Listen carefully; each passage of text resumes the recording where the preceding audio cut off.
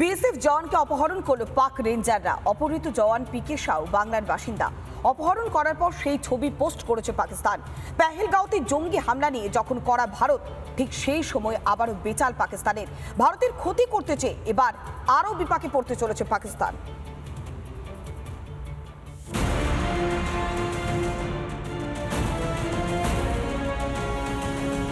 আর কিছু না পেয়ে ভারতীয় জওয়ানকে অপহরণ করে পাকিস্তানে নিয়ে গেল পাক রেঞ্জার্সরা।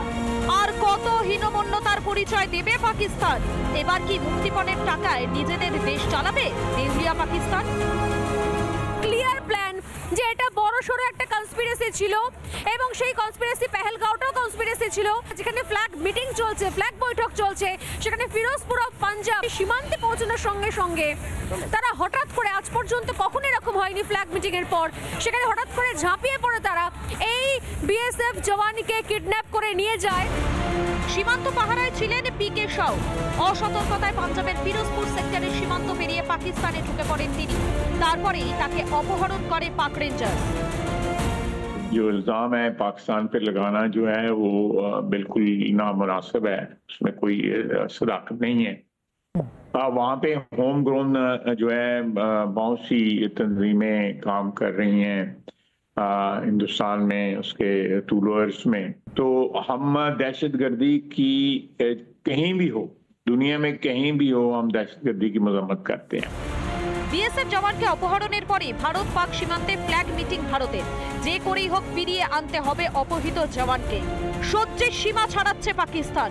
ভারতকে চাপে রাখতে গিয়ে নিজেরাই বিপাকে পড়তে চলেছে পাকিস্তান। ভুল করে যদি ঢুকে গিয়ে থাকে, মাত্র 30 মিটার সে গেছে, এই 30 মিটার যাওয়ার পরে তাকে তুলে নেওয়া হয়েছে। এটা একবারে আমি বলতে পারি যে একটা জিনিস, ওরা ভয় পেয়ে গেছে, আমাদের ভারতের উপরে ভয় পেয়ে গিয়ে ওরা এখন দিশাহারা হয়ে গেছে। ওরা যে কি করছে নিজেরাও জানে না।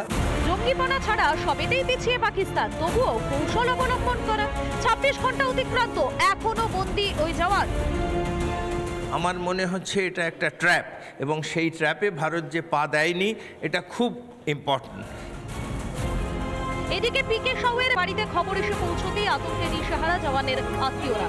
ছেলেকে অক্ষত অবস্থায় ফিরে পাওয়ার আকুতি অপহৃত জওয়ানের মায়ের। আমার লড়কা সহি সালামত हमरा सामने आ जाए, जैसे आंचल भरल तो फिर भर जाए।